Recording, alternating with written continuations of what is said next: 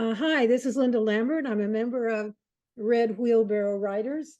And today I am interviewing, there's no we, Laura Kalpakian, who she is called Priscilla Long, the reigning writing guru of Seattle. And she is kind of Bellingham's reigning writing guru and means a lot to those of us who have taken her classes and meet with her regularly at Red Wheelbarrow.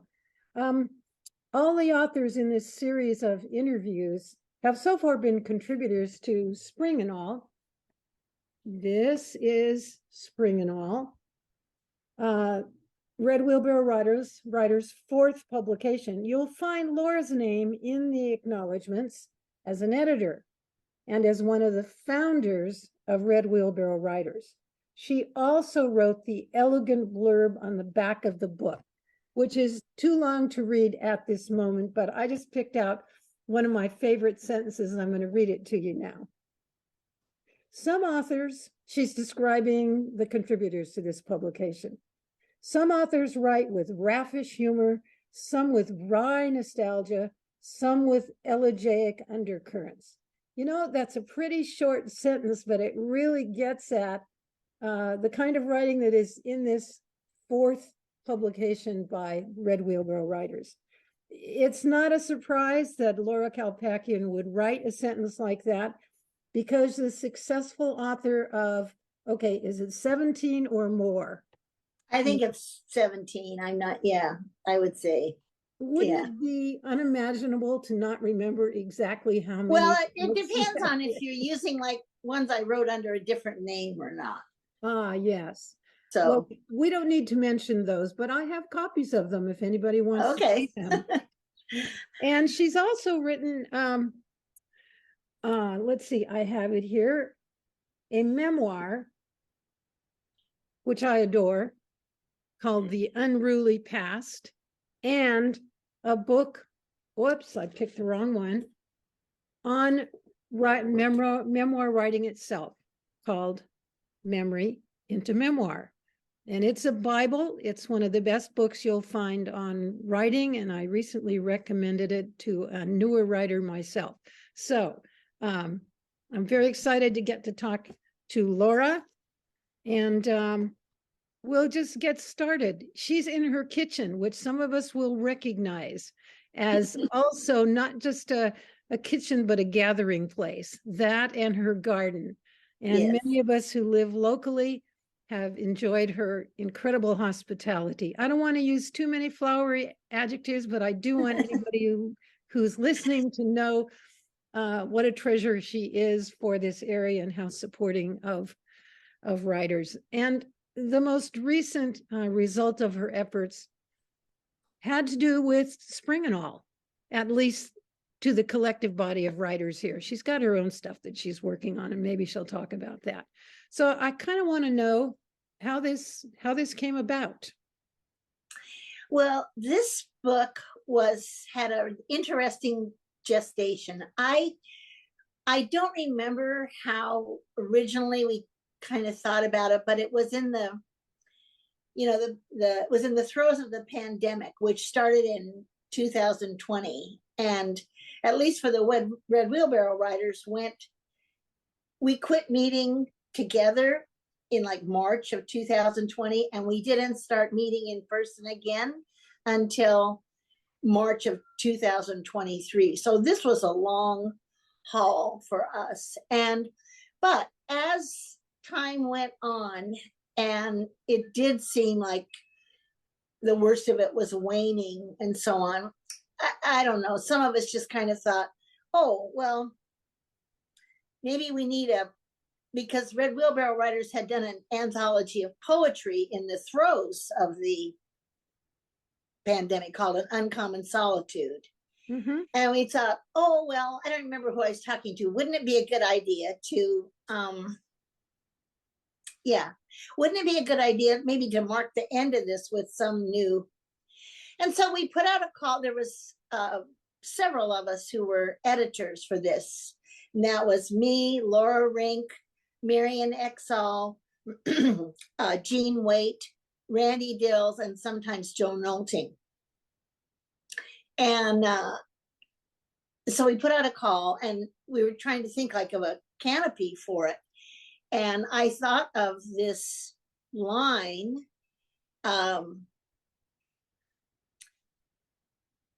thought of this title, Spring and All is the title of the book, because we always try and take something from William Carlos Williams, from whom we got the name Red Wheelbarrow. And I always loved that poem that starts out in such a grim way. Here, I have the book right here. It was the first poem in this thing. By the road to the contagious hospital, under the surge of the blue, mottled clouds driven from the northeast, a cold wind. Beyond, the waste of broad, muddy fields, brown with dried weeds, standing and falling. I mean, the imagery there is grim, but as the poem goes on, you get this sense of struggle, but also of creation, of creative struggle. And so here's the last, I'll read the last two stanzas. Now the grass, tomorrow the stiff curl of wild carrot leaf, one by one, objects are defined. It quickens, clarity, outlife of leaf.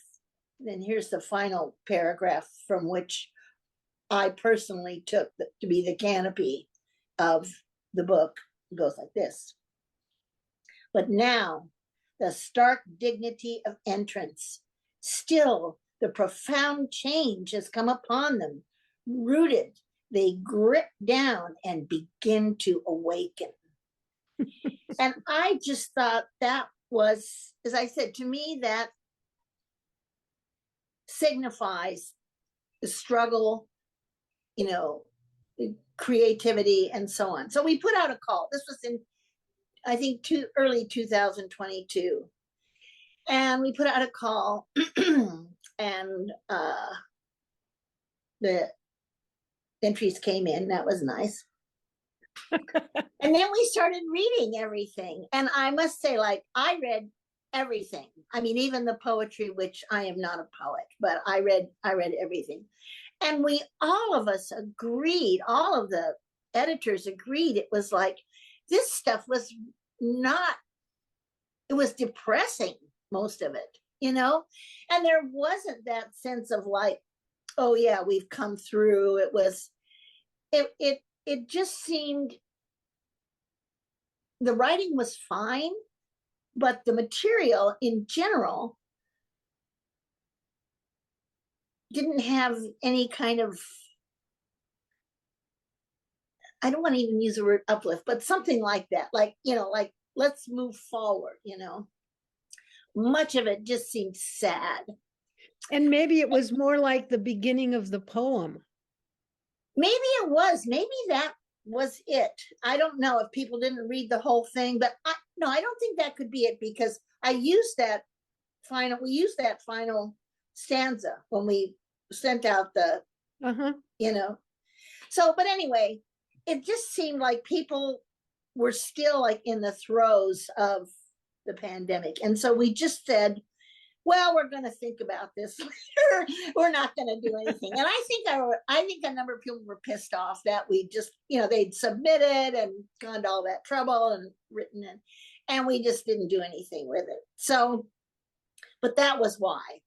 And so we waited another, I think, 6 months, easily 6 to 8 months, and said, okay, we're going to go again. And by this time, we were turning in, I think, January 30th of this year, 2023. And there's much more energy in everything. And almost everybody who turned in the first time had gone back and done some revision that was necessary already. And some people didn't turn in again, but many of them did. And so this time it was much more gratifying to read these essays. And on this one, I did not read all the poetry, but I did read all of the prose. And I think Laura Rink also read everything. I'm not sure, but anyway, we read everything. And then we just, we would meet periodically via Zoom and, set up some deadlines with Lisa for Sidekick Press, who was publishing this. And so it just kind of went from there. But I'm really impressed with the whole volume, and I love reading the poetry intermixed with it, because I said I didn't read the poetry. And it's just a really strong anthology, and I'm really proud of the Red Wheelbarrow writers and Sidekick Press who brought all this together. So that was the long evolution of this book. Well, when I read it, and I've read almost every essay now, I mean, every piece of writing in it, I thought the quality is far superior. There were certainly islands of really fine writing in the previous ones that we did, but I thought overall this just had a wonderful selection of very good writing. I thought so too. I really did. I mean, I thought these were each of them strong. Oh, and then actually too, like the editors, the 5 of us or whatever we were, we worked with certain writers. We came to a kind of consensus of what we would put in the anthology. We didn't take everybody. And then, but everybody needed some tweaks at least. And so we kind of divvied those up. And I can't remember. And then we worked individually. I think I worked individually with maybe somewhere between 6 and 8 people. And they did, it's like at least 3 drafts. That's a lot of work. It is a lot of work. Yeah. That's a lot of work for you. And I wanted to find out how the editors work together. Did you have a rubric or some way of deciding what you were going to judge pieces by, or just use your own good writerly judgment? Well, we started out looking at, sort of an overall things like the beginning and the thematic, and did it follow through, those kinds of ordinary questions that you ask. But then finally, I think it just kind of came down to one's individual response to the material. I mean, not everybody was enthusiastic about every piece. And if there was a piece that one of us felt strongly about, then they worked with that writer. So that in general, the writers that we worked with were pieces that we were personally enthusiastic about. And so, it was, what I did was, as I read,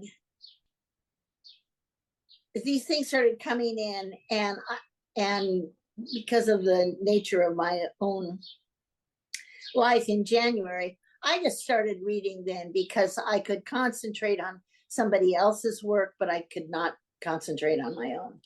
So I just started reading then, and I kept notes about every piece, about kind of the way that I ordinarily do when I work with any writer. I always note the strengths first, what's working here, what's good, and then, where it might be wanting and what might be done with it.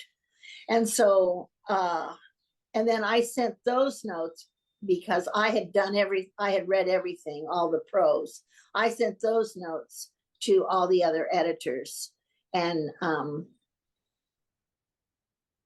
Marian and Laura Rink and Jean and I, we conferred, kind of using that as the canopy.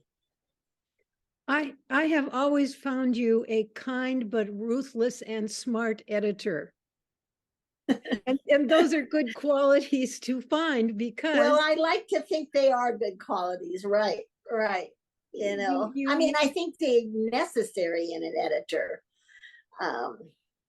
But as I said, when I judge somebody's work, whether I'm doing a developmental edit on a memoir or a novel or whatever, I always identify the strengths that are present. What is working here and working well, because that's what the writer can use to build on as they revise and move forward.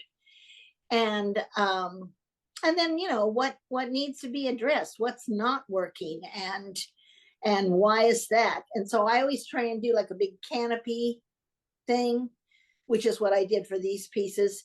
And then the individuals with whom I worked, I did like line edits on their Word documents. So yeah, it was a lot of work, but I was really proud of the writers here. And I agree with you. I think this is by far the best anthology that we have put out. There's been like 4 of them now. So yes, and I have ideas for more anthologies too. Do you care to say what some of them are? I don't mind saying it all. I've talked with Lisa and a couple other people about these. I think it would be great to do an anthology about teachers.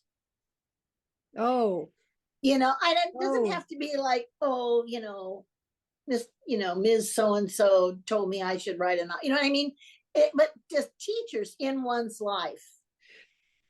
You've got some wonderful references to your teachers. I can't remember. Sam Feldman, is that? Oh yeah, right.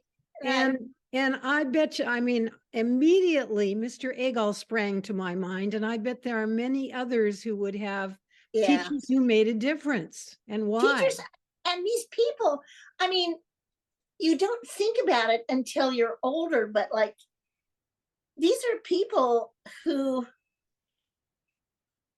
in the throes of your life, you think they just kind of come and go, and of course they do come and go, but they leave this lasting impression. You might forget everybody else who's in that class, but you will never forget, Mr. So-and-so or I mean, even a bad teacher is memorable, but I just cannot help but think that would be a great anthology. Oh, I want to start work on it right now. I know, I do too. So that's one of the reasons that Red Wheelbarrow, that now we're collecting money, because we need money to do it. We had enough money to publish this. Yes. And the profits from this will go back to Red Wheelbarrow and will fund another one. But I would really like to see, I just think that would be a really fun anthology. Oh, I do too. And I think it would draw out even some really interesting writers with great stories. Right. And that was one of the things that I noticed in this anthology, that there were writers who normally don't come to Red Wheelbarrow and they live far away, but are on the list or have some contact, and decided to contribute something. And the call went out, because we have a list of 300 something, right? And really got some good material. Right. And from some distances, a lot of these writers have come to know about Red Wheelbarrow through Cammie Osmond's The Narrative Project. I thought that was probably so. Yeah. So like Patty Oliver Smith, my friend who contributed, she came to it not through me, but I had touted Cammie's program for her, and she did The Narrative Project. So yeah. Mary Camarillo was another one. She just had 2 short poems, but I liked them, and so then I interviewed her, and then now I'm listening to her book, The Lock Girls, and so this anthology has widened my interest in these, and I of course really enjoyed your friend Patty's material. Yeah, so we got a lot of interesting contributions, and I think if we put out something, I mean, maybe in a year or so, another call for, but I do think that the way that we put this together even though we were just the 6 of us or 5 of us or whatever with Lisa, we're just kind of flying by the seat of our pants on this. I thought it was, for me, it was a really good way to work. Hmm. You know?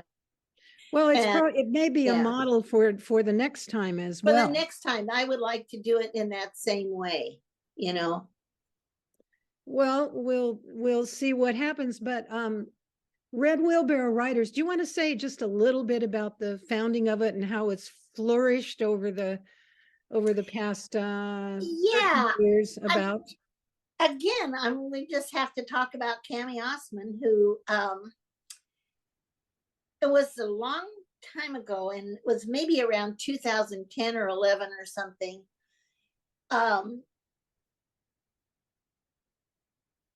Here's what I heard was that she and Susan Tive, who no longer lives here, they had both been in my very first memoir class that I taught at Western. And there was that class was so big that I had to have an assistant. I mean, it was like 21 people in it. Really? It was huge, yeah. And anyway, so and the class ended, and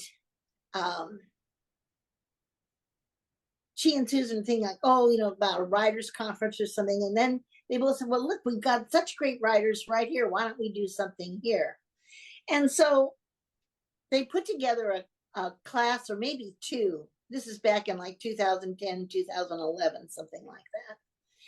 And then after that, it was like, I mean, everybody had such a good time, like being together. Mm-hmm. Somebody suggested, well, why don't we just meet once a month? And first, somebody said, why don't we meet once a month for coffee? And then someone said, why don't we meet once a month for alcohol? And that got a big round of applause. That got more applause than the coffee. So, and so we've sought many places and to meet, and it's been a struggle. We now have a great place to meet, which is the community room of a condo building where one of our writers, his son lives there, and the son is graciously lets us use this. So that's great. But yeah, so that's how it started. And it just kind of evolved from there, you know. I think the first anthology was 2016.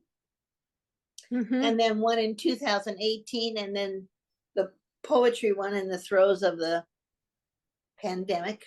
And Right. now this, right? Yeah. Well, I have to mention that I'm a proud alum of your writing class from, I think I did it in 2012, 2013, and we had a small group Right. that grew out of that. And of course, then Red Wheelbarrow was really, writers was gathering momentum. And so Right. it has really flourished. And I think all of us appreciate getting together, meeting people that we wouldn't normally Right. know, and reading things that we wouldn't normally read. Yeah, and there's a lovely kind of cross-pollination here among writers, and I've been really happy over the last, well, like when we were on Zoom, we could pull in a lot of people. Yes, that's one advantage of Zoom, is that you can pull in a lot of people from all over, and we did. And now we're meeting locally here, but we've got people who I had never met, you know, and yeah, and that they come together to be supportive of, you know, of the writing, and also as a resource. Like, I think a number of writing groups have sprung up from so Red many. Wheelbarrow. Yeah, right. Did you know when you came to Bellingham, and I don't remember exactly what year that was, but what a literary place it was or has become? I did not know it at the time, but I was fortunate to meet two people in the English department, now, alas, both gone.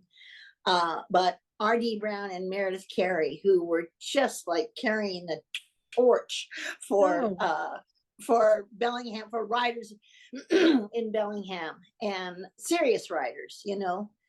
And they were both of them always sort of a beacon for me. You know, I think they're both long gone now, but they were a beacon. And I didn't really know. So I'm really gratified that, you know, Cammie and Susan and Susan has since moved to Oregon, just kind of said, oh, okay, well, let's try this, you know, in the classes. And then, but it was really Jennifer Wilkie, who has since moved to like Wisconsin, I think. Yeah. She was the one who said, well, why don't we just meet, you know, on the first Saturday? You know, we don't need a class. Let's just get together. Oh, okay, you know. So, yeah. I mean, so people have come and gone, but I am delighted to see new people joining us, you know, when we meet once a month, right? And they are. And a couple of people that I interviewed said, well, I've only dropped in once or twice, but maybe I'll start coming again. Right. And so I think this book is also people are proud to be in this book. I mean, it's got a beautiful, beautiful cover. There's good quality and right. Yeah. And as my son always goes, he always smells books. It smells good. It does smell good. You got to fan the page. You got to fan the pages. Oh, yeah. Is that Brendan or Bear? Brendan always smells books. Well, he got some literary genes too. Yeah, right. Right. So, well, I'm thinking that cognizant of the time, that we might end with your reading a little bit from Memory into Memoir, the writing book that has come to us, if you're willing. Well, let's see here.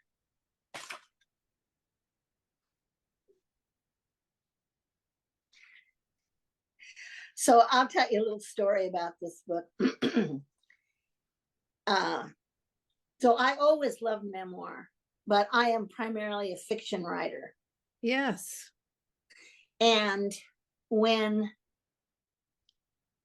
I got the opportunity to write this, so my class was always called Memory into Memoir, because I think, you know, you take this amorphous thing of memory that is skitters away from you at every turn, and you put a formal literary canopy over it. You tame it in a way and turn it into memoir. And that's how I always saw the process. So because University of New Mexico Press, and university presses always have a peer review process. And so they sent it out to, I don't know, 4 or 5 people, whatever, the script, when I was done with I guess I'd been working on it maybe a year or so, something like that. Because I had to put my whole class onto the page, and it was much more difficult than I thought. Anyway, so the examples, one of the ways that I touted the book to the University of New Mexico Press was, hey, there's no expensive permissions, because I can use all my own work for these examples. Brilliant. Yeah, so, but one or more, certainly one of the readers of the peer review, you know, like, well, these are all fiction, you know, but she doesn't write memoir. What is she, you know? and again, I mean, I thought, really? Good writing is good writing. You know what I mean?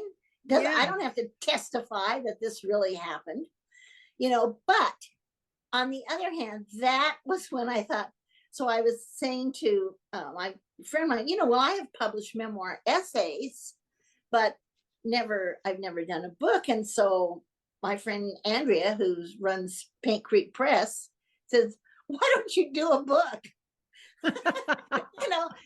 Bring together these memoir essays. And that was when I hold up the Unruly Past again. That's when I did that book.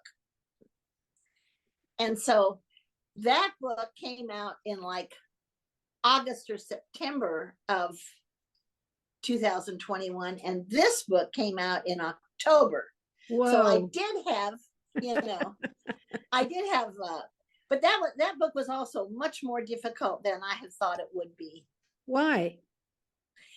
Because a lot of the memoir essays that I had once thought were like, oh, that was profound. They didn't age well, and they weren't, but the other thing for me was that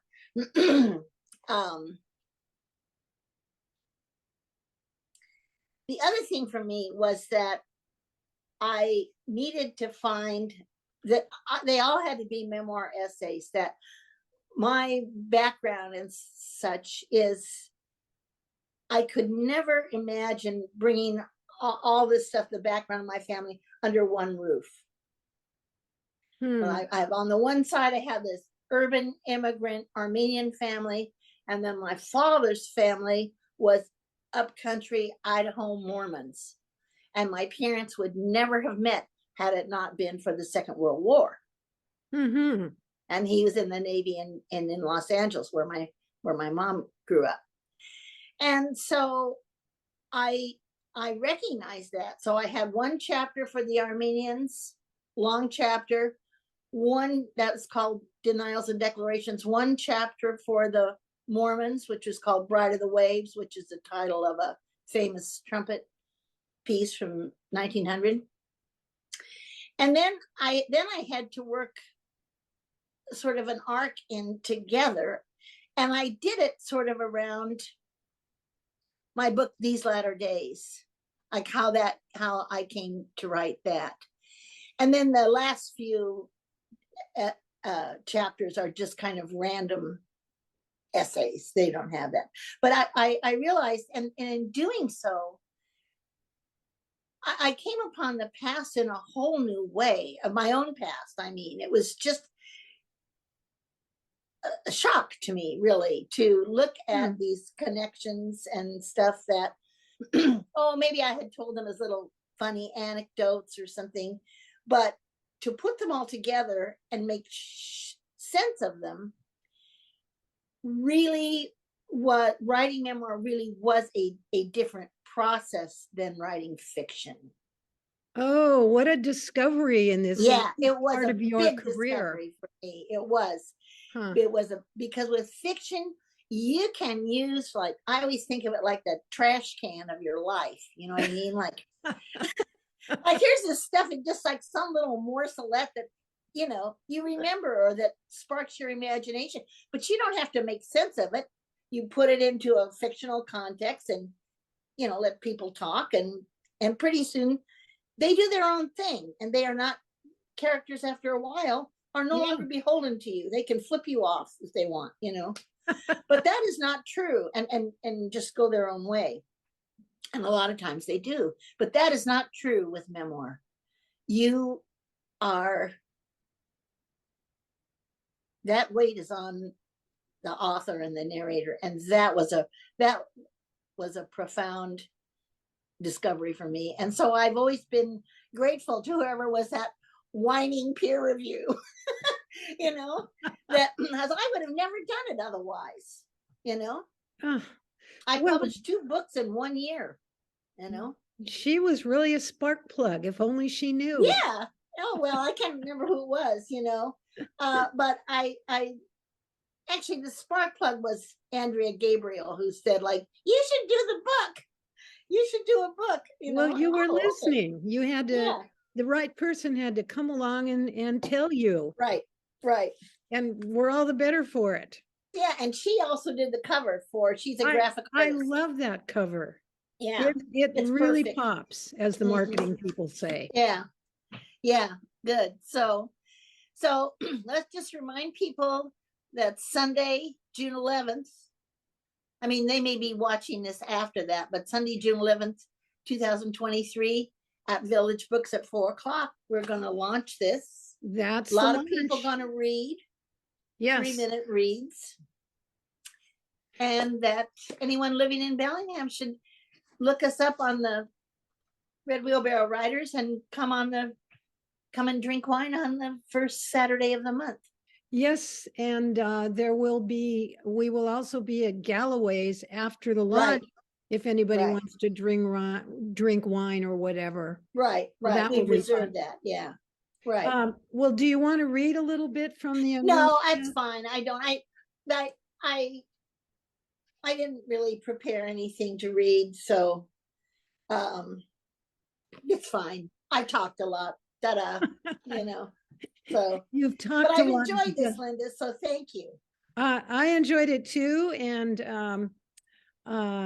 I hope that a lot of people listen because you've had some good words to say. So thanks so Yes. much. Thank Invisible you. All right, applause take from care. everybody. All All right. right, you too. Bye. All right.